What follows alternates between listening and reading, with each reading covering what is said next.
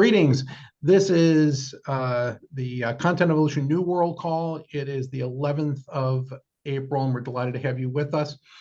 My co-host, Mike McGuire, out on the West Coast near Silicon Valley, not quite in Silicon Valley. How you doing, Mike? Doing very well. Doing very well. How's everybody today? We hope everyone's well. And our guest, Todd Hoskins, is joining us from his Pacific Coast perch in Costa Rica. Todd, delighted to have you with us. And we're going to talk about confessions of an ecosystem designer. All right. Please enter the confessional, Todd. All right. We're ready for what you have to share. And as always, Todd has been a significant contributor over the years to the Content Evolution Federation. I want to acknowledge that. And he's helped us, build, a lot of community in a variety of ways, even as we, start to advance being technology enabled. So Todd, we're delighted to have you with us, and I'm going to turn it over to you. We'll get to Q&A. If you have questions that you want to pose to Todd, put it into chat, or when we get to Q&A, raise your hand. Todd? Thank you. Thank you. Good to see everyone. I think last time I was on New World, I was talking about remote facilitation. So today is a special treat for me because I get to synthesize what I've been thinking about, what drives me crazy, and share it with you all. This is going to be kind of like therapy for me. Can anyone name what is attached to my head on this picture? Squash. Close, but not quite. A gourd. Yes, and what kind? It's rather specific. Kevin raised his hand like he knows. No, I was going to say the same thing that I said to you earlier, that it's a gourd of some kind. So okay. Those are actually two loofahs, which you might use to exfoliate in the shower, is also a vegetable that can be cooked and eaten. And I had fun on this farm with the loofahs, and actually took a couple home, gave one to my mother-in-law. This is what we're going to go through today. We're going to talk about what exactly is ecosystem design. I'm going to give you a sketch of projects over the last year. Then I get into my therapy session on what baffles me, and then some reflections on what I've been learning. So as Kevin mentioned, June of this year will be the 15th anniversary of Canopy Gap. When Canopy Gap was launched, it was a strategy consulting firm. It's changed over the years. We still do work in adaptive strategy, but we're facilitators more than consultants. And we have migrated over the years from outsourced strategy to organization design. And then something very interesting happened during the pandemic, where all of a sudden we were working on things that were extending beyond the organization walls. Moving into ecosystems, multiple organizations working together. So we're going to peek behind the curtain. You're going to go backstage with the ecosystem designer. I am taking this opportunity to share what I do not share with clients. This is a chance for me to reflect, share, give you a sense of what it's like to be in my world. So what the heck is ecosystem design? Well, the easiest way I can talk about design is any field of design is about facilitating choices.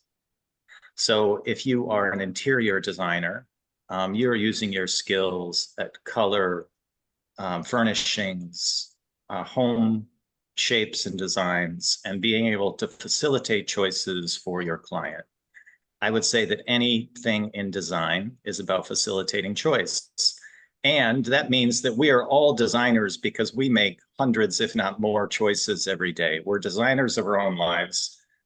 What that means in the case of an ecosystem or an organization is we're stepping in and we're helping facilitate choices, making suggestions, giving them options, helping them find clarity.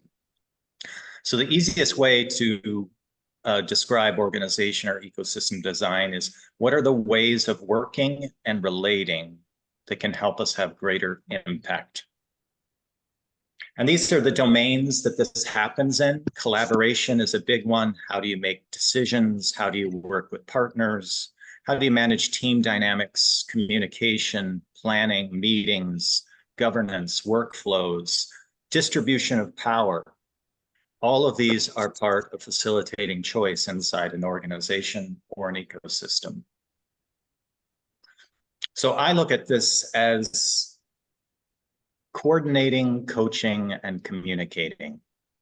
If we bring this ecosystem lens into a complex system where there are people, there are communities, where there are teams or organizations, where there are networks or partners, where we want to instill creativity and vitality, we want to develop tools and practices that work for everyone, and we want to go in directions that are beneficial, that are fruitful.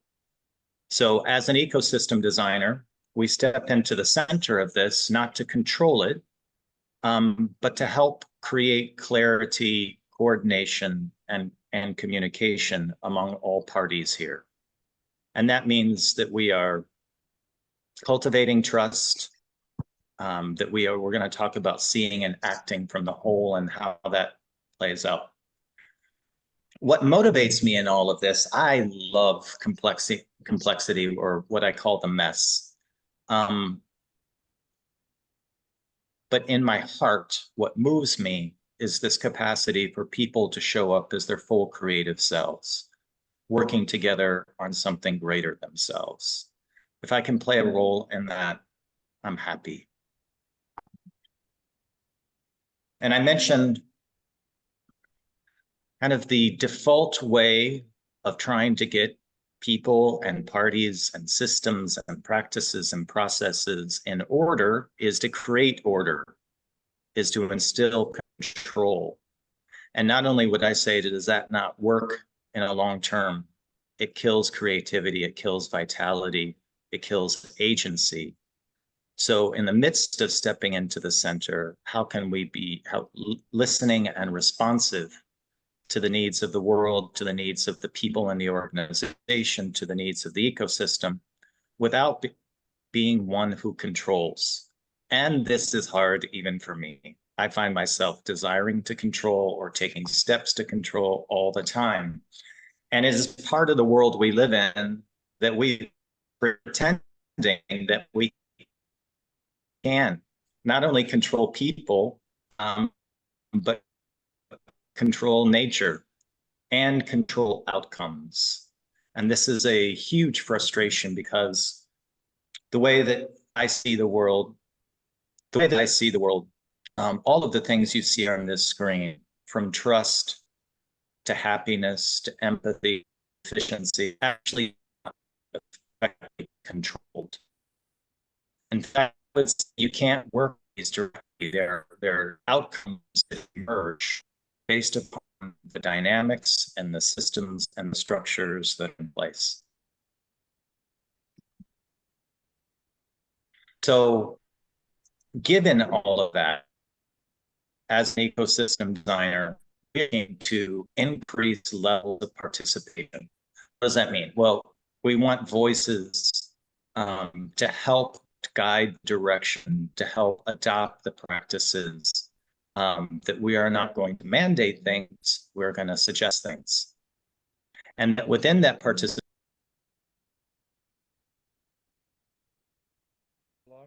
I think this is what happens when you live in Costa Rica.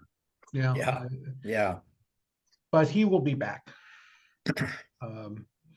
I was just putting into chat. I'll finish it up when he gets back. Todd's a foundational member of the new Content Evolution Internext team that's working to bring what's next, to the table for innovators and strategies that go beyond best practices as we currently know them, to next practices with living systems metaphors. So he's in the core of that. We did a good piece of strategy work for a large enterprise in the fourth quarter, and it was well received. Todd, we're glad to have you back, I think. Thank you for your patience. That's all right. We filled in time, just like you would on any, all right, talk show. We didn't say Did I say that? we said things about you that you wouldn't want to hear, Todd. Okay. Then I don't want- All right, so let's get you back. You're in the middle of sharing. You still have permission to share whenever you're ready to pick up.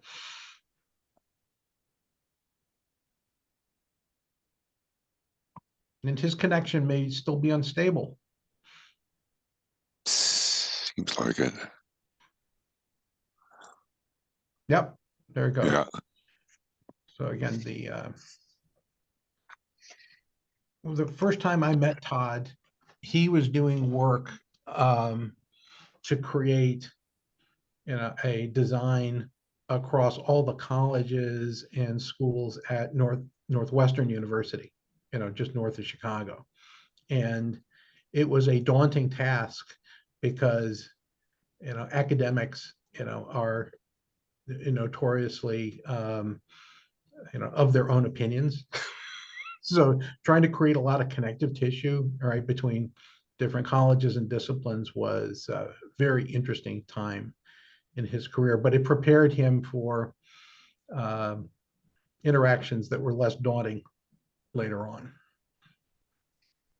Todd, we got you back. Okay, folks. I think I'm going to turn off my VPN.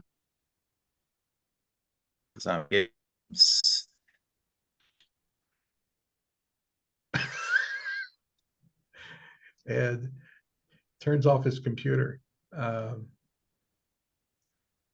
So has anyone had an experience with the kind of ecosystem design that Todd has described to date? All right, I'm getting a shake of head from Rick, from Mike. It is relatively new, right? I think those were topics that I wasn't big enough to get into those meetings. Yeah, well, even organization design is a relatively new phrase. And we started to use that when we were doing work for Lenovo in Hong Kong several years ago, pre-COVID, but just on the cusp of COVID beginning to go. Hello, Todd. We're getting 3 other words. Todd?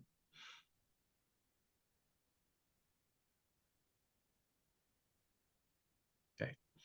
Maybe he needs to make a video and we could just play that. No, I mean that there are opportunities to do that. I can also try to get him on his mobile phone here and just have him ditch the slides. Get the voice. I was going to say, let's just have him not bother with the slides. Because that will chew up some bandwidth.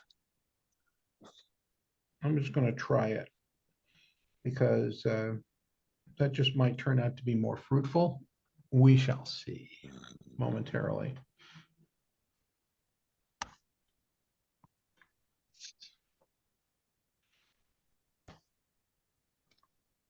La persona a la que llamo no está disponible en este momento.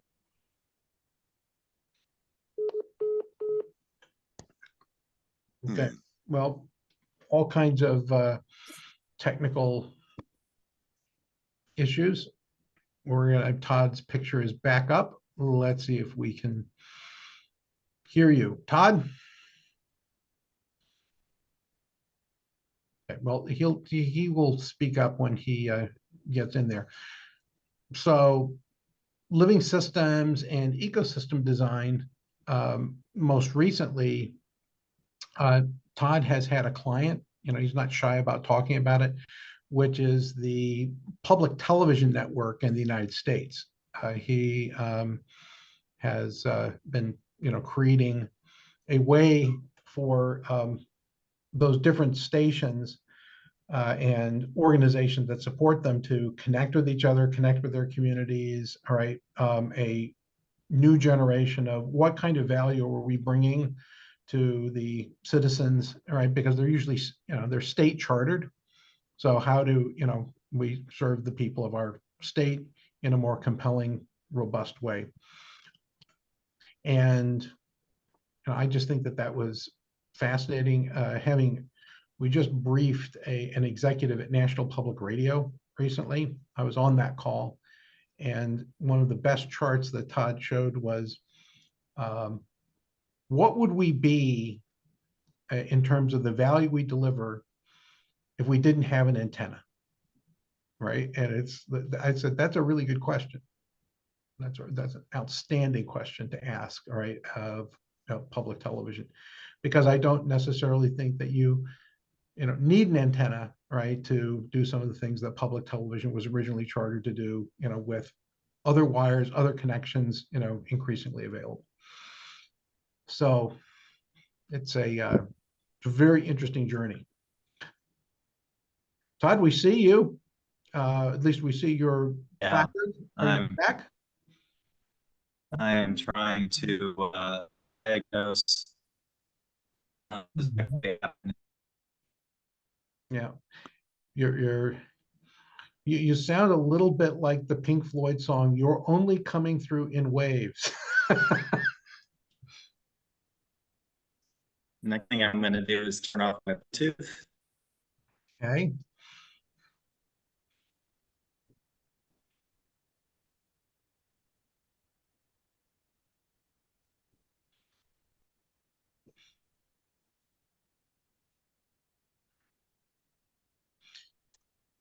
All right.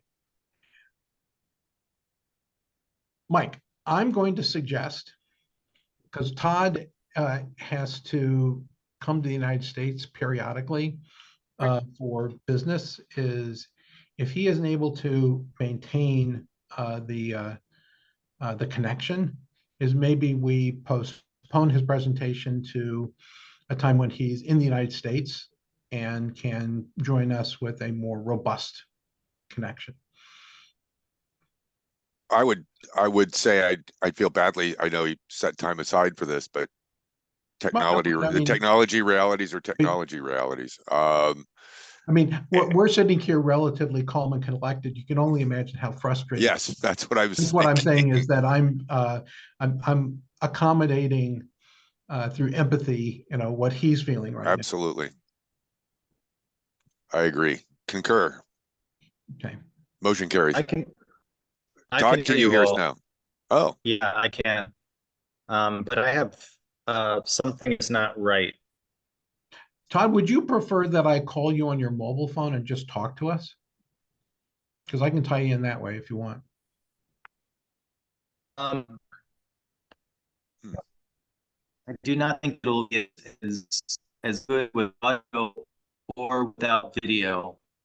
And Todd, if you are good at facilitating a conversation, give me a minute here. I'm also going to suggest while you're listening, because we were doing just that, is if you would like to postpone this to a time when you are traveling and physically in North America, we'd be glad to just shift this call to a time when you can be near a more stable connection. It's your choice, all right? But I'm sure this is frustrating for you.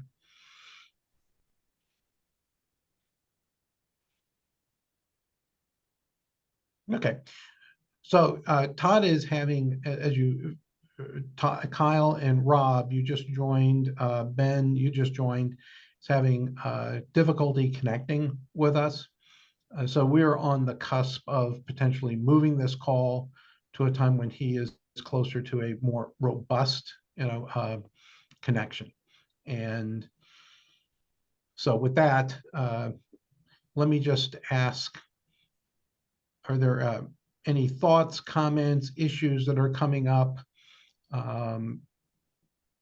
things that you would like to see discussed, because Mike and I, as you heard in our last call, we're open to building our calendar again robustly. And so we'd like to move out, from this point all the way through the fall with, some topics that you're interested in.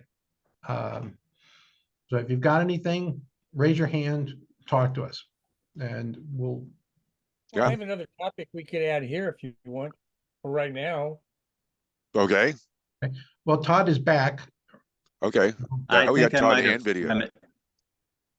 Yeah, I think I might have remedied things. Okay. All right. How's my audio? How's my audio right now? You're good now. You're good again. I'm imagining Kevin was great at filling time. Again, we just Wow. continue with Wow. making comments He's a about bad you. dancer.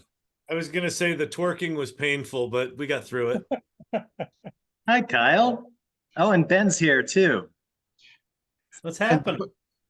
Tim, put your topic in chat, please, and we're going to go back to the flow with Todd. Todd? Yep. Thank you, everyone. I needed to reduce system resources and reset my router. And I'm hoping, since I'm sitting right next to my router. No, you're good. You're streaming, no artifacting. You're good. Excellent. Okay. That'll teach you for keeping 90 windows open on your computer, Todd. You're talking about Pia right now. That's Okay. That's my beloved. Yes, we were here on participation, about ready to jump into current projects. So participation with diversity, and I think it's very important that this is not a cognitive exercise.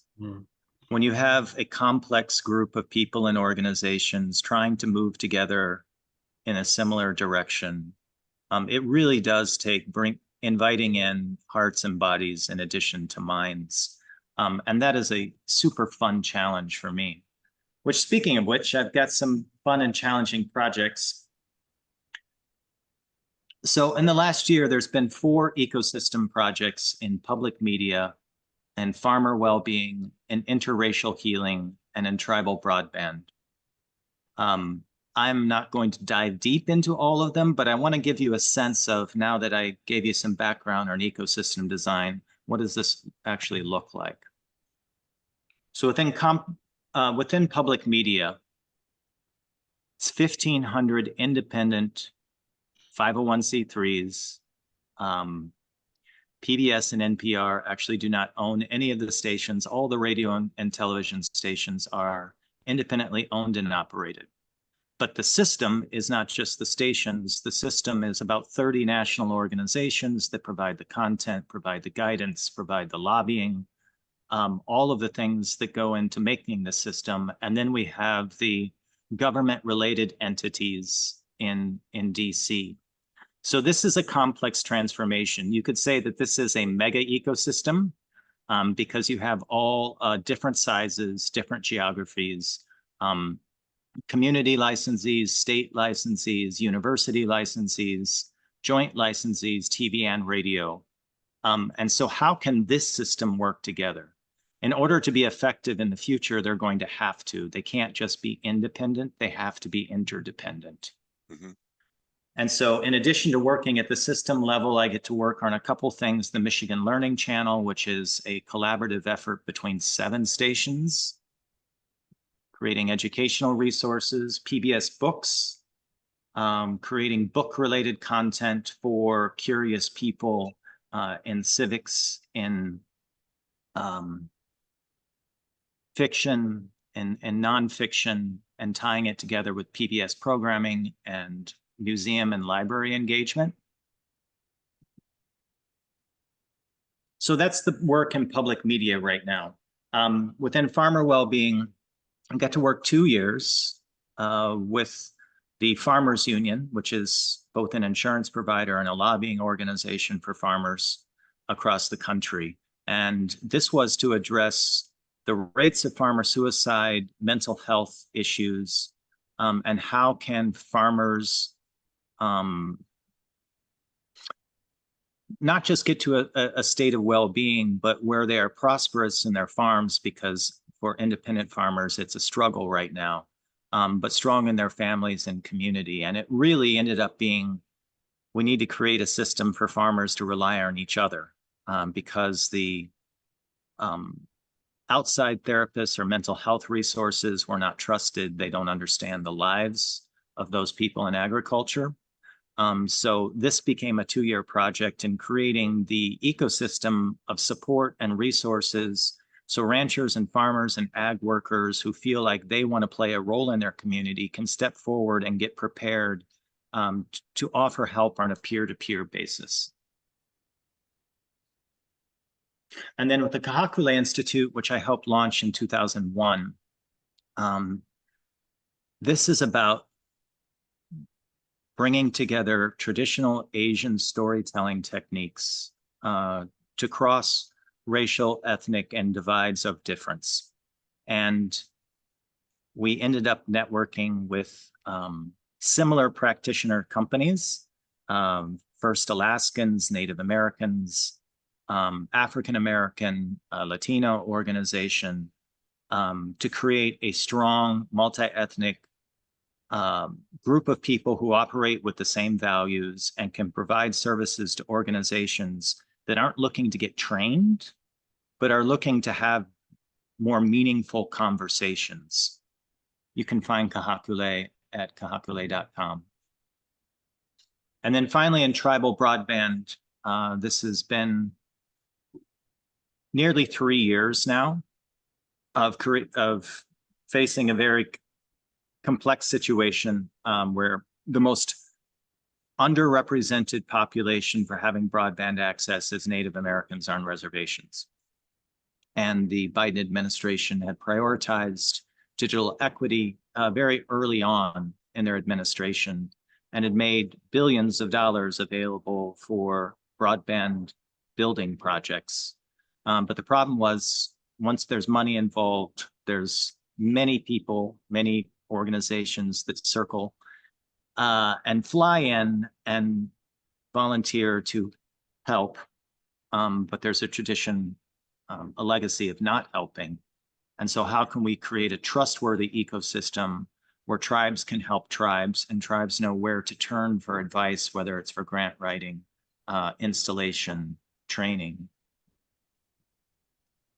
And this was done, as is often with ecosystem design, by creating a network of partners, academic institutions who can document what's working and what's needed, nonprofits who can provide services or help, technology, government involvement, funders, and then for-profit organizations. And this partner network spans from everything from legal help to community engagement, to technical equipment, to organizations that provide the know-how for how to build community broadband networks. Our role in ecosystem design is to step into that center once again and make sure that everyone's helping everyone. So you've got the big picture now. Now I get to do that confessional part where instead of saying, here are my current challenges, I'm going to say, this is what drives me nuts, confuses me, or keeps me awake at night. And the first one is not enough time. And I show a picture of a 2-track for any of you who have been in rural areas and have driven on a 2-track. You know, if you're on a deep rutted 2-track, your tires just automatically go on those tracks. If you try to get off that 2-track, your tires are going to come right back on those tracks unless you turn the car with force or truck with force. This is about, we're going to keep doing what we're doing, and we're not willing to devote the time it takes to ecosystem development, to change and transformation. And this is a constant struggle of, we want something different, but we have 8 or 9 hours of meetings a day and we don't have time for it. You can imagine how frustrating that is for all of us, not just for me, when you're trying to keep things going the way they've been going and create new practices, go in a new direction. The second thing that drives me crazy is the long-term versus short-term. Everybody would like to see change quickly. They'd like to see partnerships and agreements and resources and programs come together quickly. But if the more complex you're doing something, the longer term it has to be. And so both for me to maintain patience and to help those parties involved maintaining patience is a struggle. The third one is constraining the need to push. And if you've ever been to a rugby match, you know what happens in this case when everybody gets shoulder to shoulder and they're pushing against each other. And with that long-term versus short-term, there's often an organization or a leadership group or a single leader that feels the need to push at a given time. Push is often a synonym for control. We're going to try to make something happen.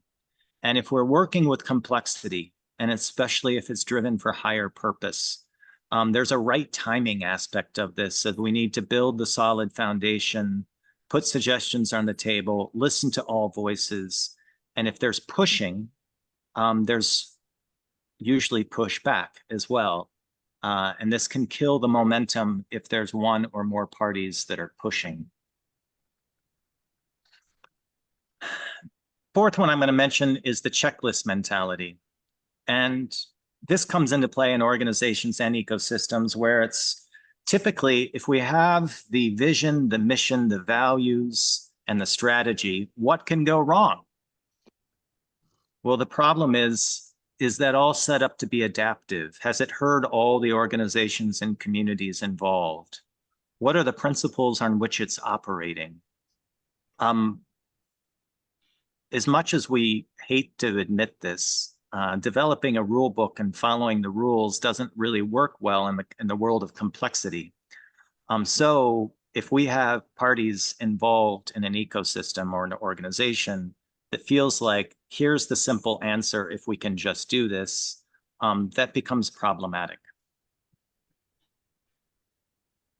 And then the final one I'll mention is the pervasiveness of misguided norms. And when I say this, I mean the way you budget, the way you do strategy, the way you do meetings, the way you interact, the power dynamics, the way that power and privilege plays out in small interactions, the norms that exist across much of the organizational world no longer work, especially if it's for something that's complex, involves multiple parties. And so this becomes a huge challenge in unseating the incumbent to a degree.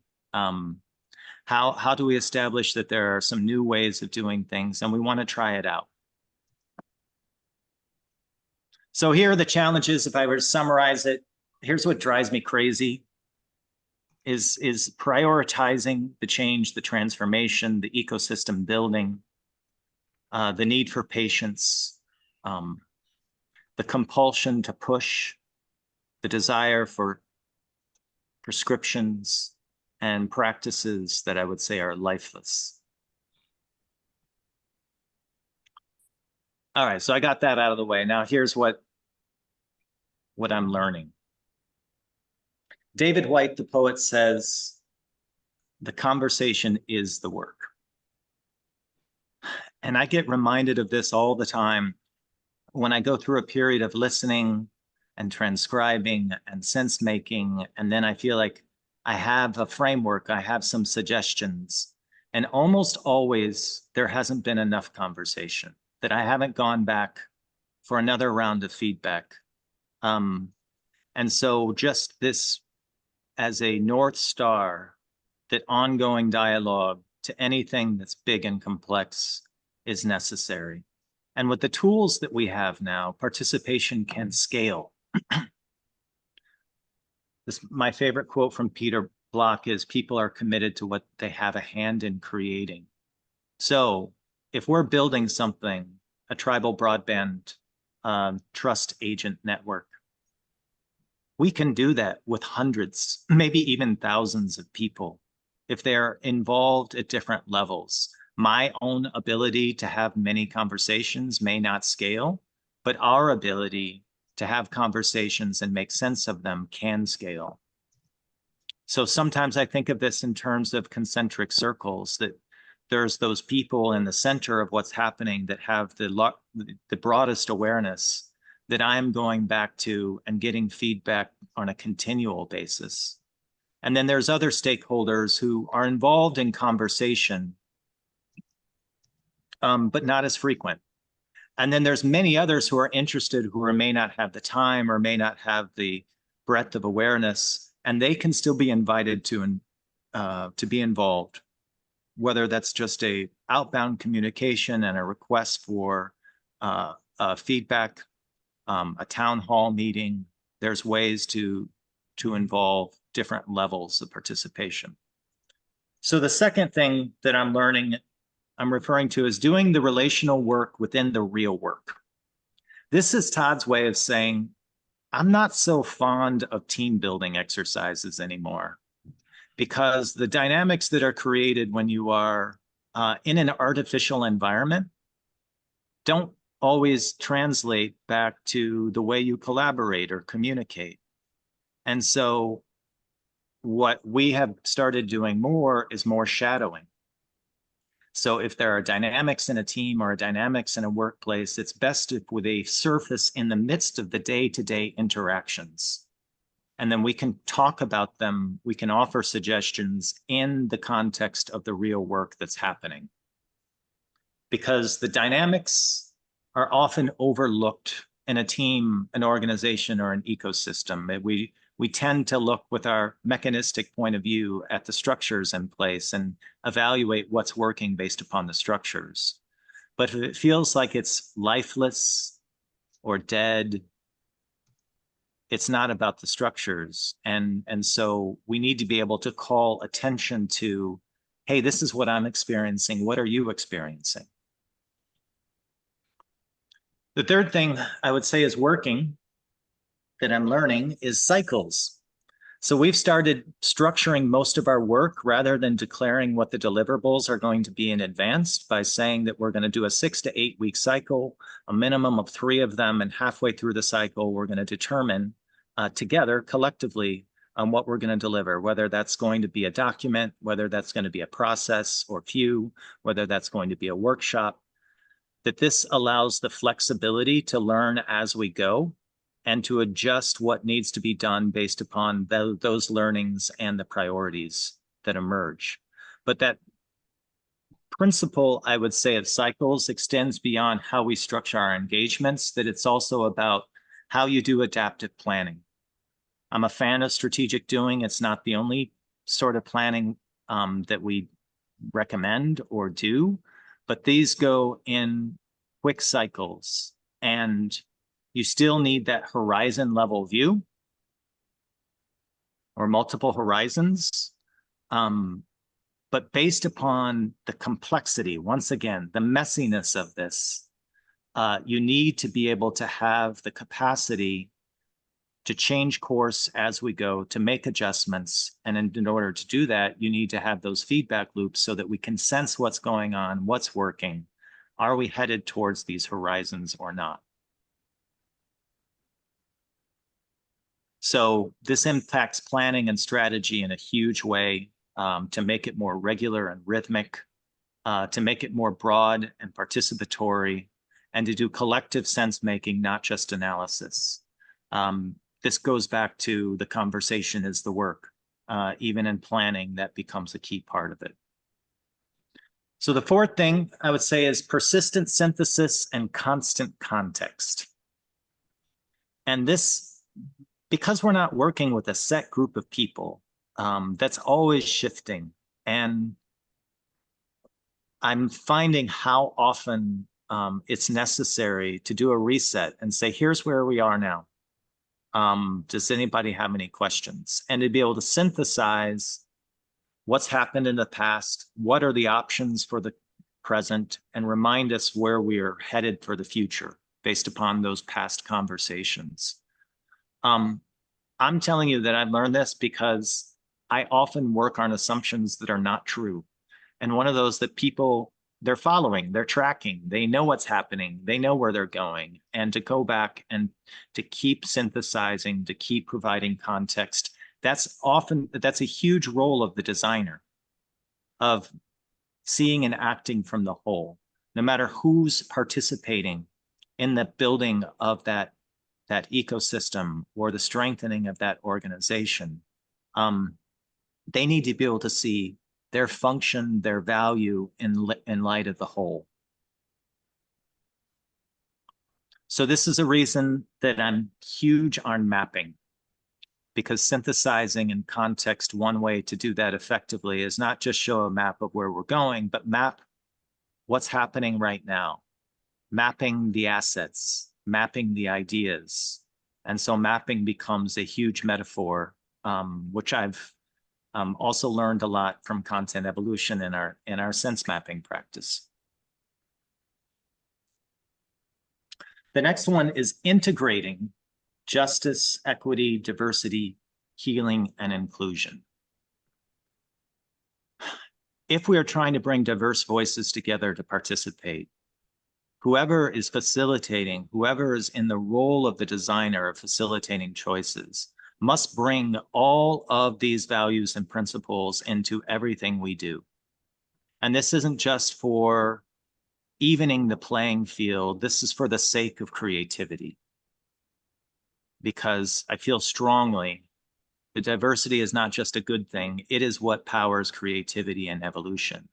And so as ecosystem or organization designers, it's not just a values thing to say that we're committed to equity or we're committed to inclusion. It's about the necessity of the work. If it's purpose-driven, if it's complex, then it must include inclusion and diversity. And then the final thing I would say I'm learning is keeping theory in the background. This is a hard thing for me because I love talking shop and I love sharing what I'm learning. And this is one reason that I come on to NuWorld, because I feel the freedom to do this. But as an example,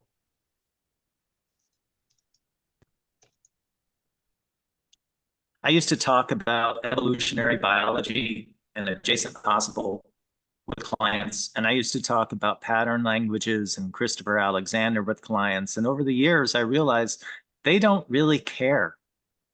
They just want something that works. And if I bring in too many theories and concepts, it just confuses them. And so I need my peers in the practitioner world where I can talk shop, but for the client's sake, don't make things simplistic, but keep things simple. And we don't need to talk about our theory unless we're asked, and then we can hopefully have that conversation over coffee or drinks. So the highlights of what I'm learning is always seeking to expand participation, that looking for opportunities to map, and I would say even over communicate, to consider where we can implement cycles, working in cycles, whether that's in planning or how we structure the engagement, diversity and Jedi at every step, and teaching less, being alongside in the work, not talking about concepts. So we still have 15 minutes left. Thank you, everyone, for your patience. Well, Todd, thank you. It was well worth staying with you as you reconnected, right, with us and with yourself in reflection in these charts. Yay. All right. So let's go to conversation. As you know, I was around when Canopy Gap, your current organization, was birthed. In fact, I think we were in concept at a bar when I was That's right. still drinking alcohol, which I don't do anymore, but we were imagining how we could spend our time more fruitfully. And Content Evolution had been in existence. Now it's 22, 23 years, and you've been around for 15. I would say that you've purposely not fixated what Canopy Gap is so that it can't evolve. It has evolved. You continue to evolve. You were a strategist, and then an organization designer, and now you're an ecosystem designer. Are you, have you have any inklings about what is beyond ecosystem designer? Are you going to be a universe designer? What are you trying to do? A temporal existence designer? What's next? Well, the great thing is I don't have to figure that out in advance. It tends to That's just true. evolve on its own. I do know that I enjoy the one-on-one work that I get to do now, the coaching one-on-one, and then the big system work with hundreds of entities at the same time. And I can't imagine a future where both of those don't coexist. Well, that's good. Keep it up. All right. I think that you've got a good attractive force out there to have them signal that they're, interested, given the kinds of organizations you've been working with. All right, let's go to questions. Mike, what's occurring to you after having seen this presentation? Again, thank you, Todd. It was really fascinating. And I particularly like it when somebody with your expertise and background is willing to say, here are the things that annoy me, and then being able to do it without naming client names. That tension you describe in a couple of those phases, I've certainly lived through that in my experience.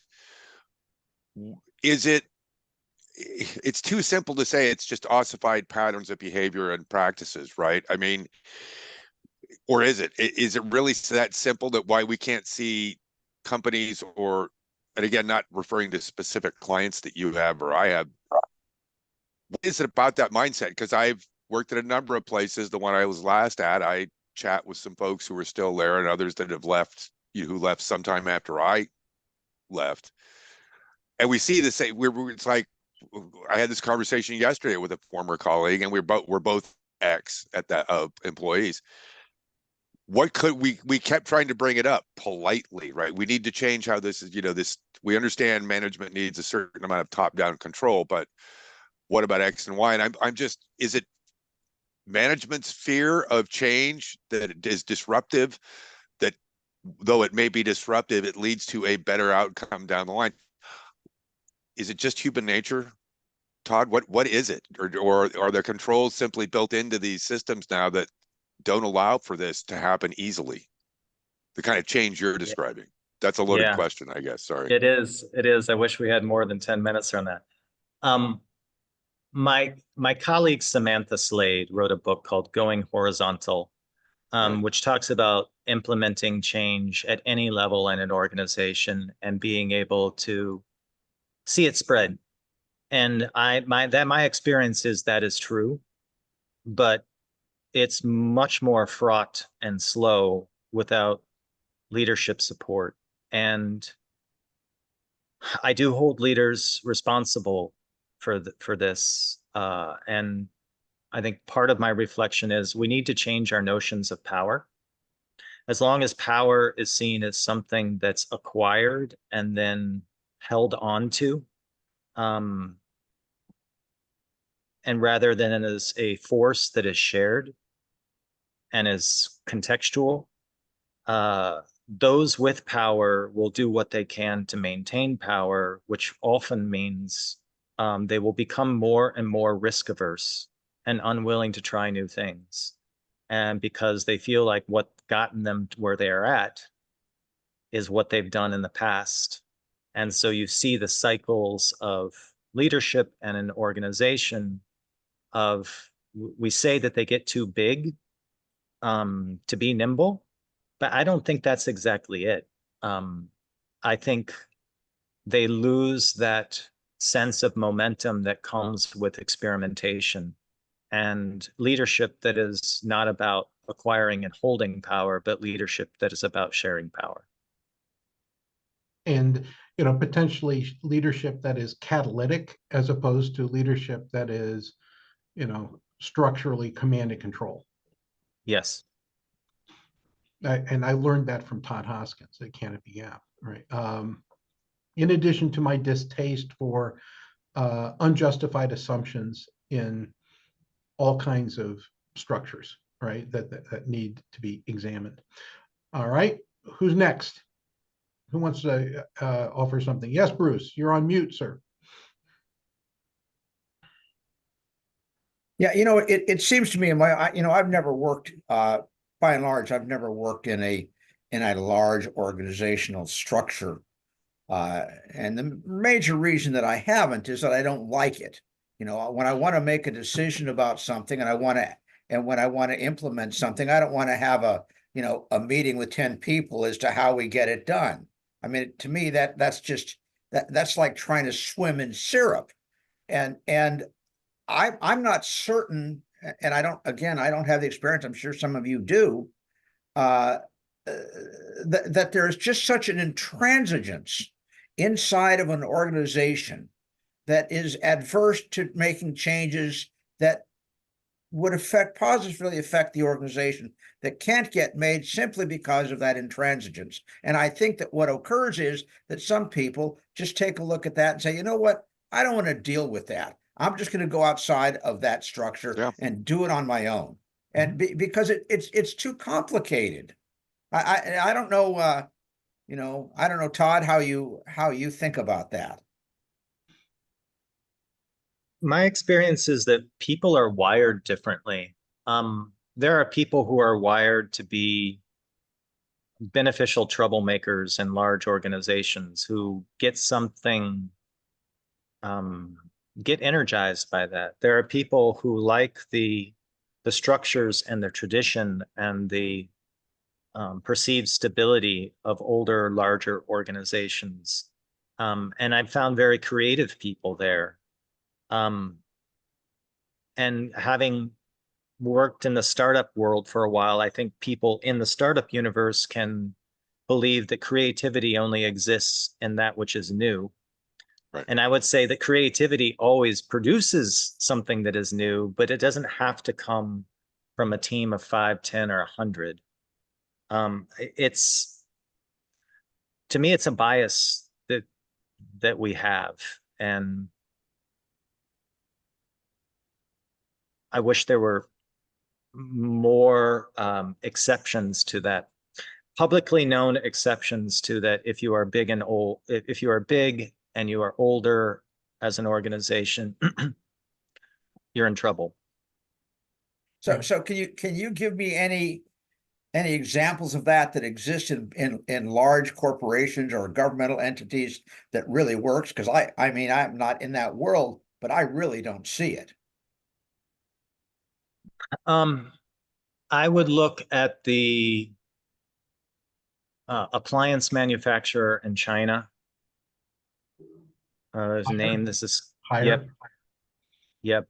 Have consulted with them before. Yeah. They have continually kind of pushed the norms on how they organize and how they work together. I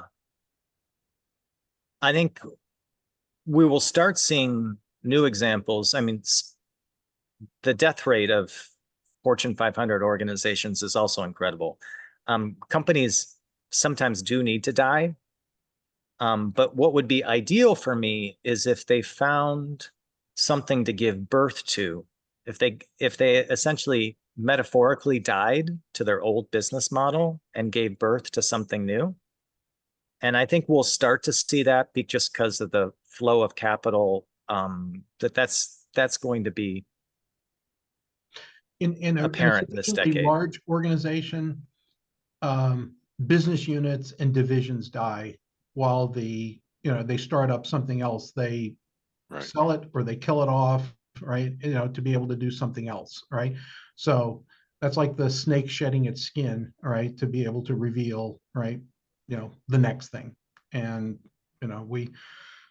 perhaps snake is not the best metaphor, but it is, it's the notional idea of, moving forward. And those are, inside the organizations, those are minor death moments to create new life elsewhere. But And but if where you- where but where does that happen on an ongoing basis within large organizations? I Well, mean, I just can't see it. Well, I lived through it many times at IBM. We, used to have a really big place in Dayton that made punch cards. And we got rid of that because we weren't doing that anymore. And then we had a really big facility in Lexington, Kentucky that made typewriters. And then we got rid of that, right? Because we were going to go invest in something else. And then they sold off the PC company when I was there, right? And because, hey, we're going to go do something else, right? We're going to do quantum or we're going to do whatever. So the fact is that there was an evolution of the firm. What it evolved into was somewhat disappointing to me, right? From the standpoint that it became a very B2B company and started to disappear in terms of manifesting in people's lives. And it became very much about, planetary infrastructure. But, that's just based on my career, right? Versus others. So that's an example, Bruce, of, moving forward, killing some things off at the same time that you're trying to create growth. But isn't that economically driven, Kevin? No, it's strategically driven, it's economically driven, it's aspirationally driven about this is what we want to do next. How do we create the capacity to do this? Is okay, we're going to have to stop doing some of the things that are traditional to create resources and energy to pursue the next thing. Well, We can have a I whole was gonna different conversation about that. We're going to go to Mark in a second. Mike, go ahead, and then Mark. I was going to turn in responding to Bruce. I think, is that what you're describing, the positive nature of evolution and change that Todd and Kevin were talking about? Is that a company that's built? Is there somebody doing that and that's their operating model? Not that I'm aware of. Yeah, Right? I will, Or maybe I somebody know else we has want to it. move on to Mark, but I just want to make a case from the Mondragon Cooperative in the Mhm. Basque region of Spain, which is as old as my parents, has $12 billion in annual revenue, has never fired a single person. They continue to invent new business units. They serve their community incredibly well. They have amazing loyalty. And the way that they have set up is not the way most US organizations set up. So if we want to look for something that has more evolutionary capacity, we're probably going to have to look further across the globe. Yeah, and I Okay. would say that, family-owned companies, and privately owned do better at the Yes. publicly held because their time horizons are not, needing to deliver something every quarter. They can take a different typology of risk, and they can have a greater largesse in terms of how they feel about the people that are team members, right? Versus, simply cogs. So, but that's an observation that I I make. think you're correct on that, Kevin. Well, no, there's empirical evidence to support it, right? So, Mark Prinsky, your hand has been up. Please join And us. I'm learning this group has taught me a great amount of patience, because given that everybody in this group has something that I want to hear, unlike every group, I listen as patiently as I can. So thank you all. The thoughts, the main thought that had went through my mind, and I came a little slightly late to your presentation, Todd, sorry, but the two things, you talked about cycles and you talked about maps, and it occurred to me those are both 2D. So you had pictures of the cycles that were 2D, and you had pictures of the things, and I tend to think of things more these days in 3D. So when I think about a cycle or a loop, I think about it as a spiral, that it keeps getting better as it goes up. When you think about, and you had that for cycles, you had that three things, but if we don't think about that, and we don't think about getting higher or better or more complex or whatever it is, then we lose something in just saying, oh, we're going to go through the same cycle again, and we're going to go through the same cycle again. How do we make that different? Yeah. Which is so. Let me just leave it there.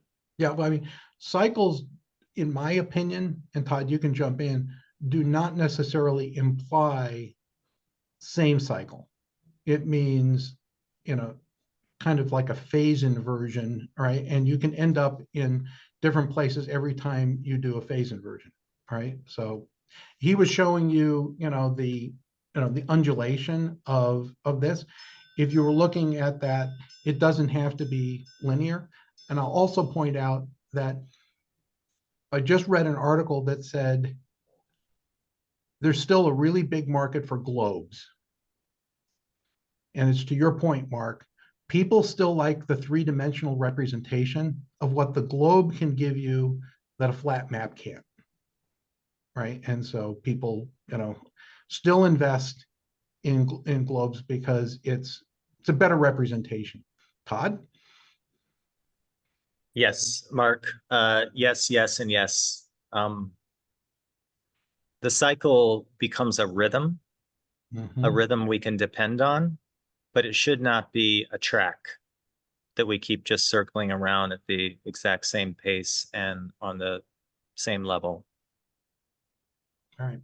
So Todd, we have we went a little bit over time, but that's okay because we had some difficulty, staying connected. But I always like a cycle. I always know Todd's going to come back. All right. So you did that. That's great. Did I not get to someone who had a question or a comment before we conclude today? So if you do, let me know now. Todd, fantastic. Really appreciate you putting those charts together. And in fact, you kind of signaled that by asking for this, we in turn gave you a gift. Yes, you did. We're delighted to, that happened. And we're looking forward to continuing to have you join us periodically as you have insights, observations, right, from the ecosystem world. And we're delighted to have you as a member of Content Evolution. Mike, any concluding comments? Not at all. This is a great session. Actually, I did have one question, not a comment. Todd, the name of the Portuguese company you mentioned, the collective? Mondragon. I'll put it in the chat. It's in the Basque region of Spain. Got it. Oh, okay, cool. Thank you very much. All right. Well, and I just want to, I want to offer my thanks for your patience with the technical difficulties, but also for the invitation. I talked about persistent synthesis and constant context. Not just clients need that, I need that too, and this session gave me that. Thank you, Todd. We're glad that it was mutually beneficial, and we look forward to having all of you on our next edition of Content Evolution NuWorld, where our featured guest will be Cindy Kuhn talking about future casting. Take care. Thank you. Thank you, Todd. Cheers. See you guys.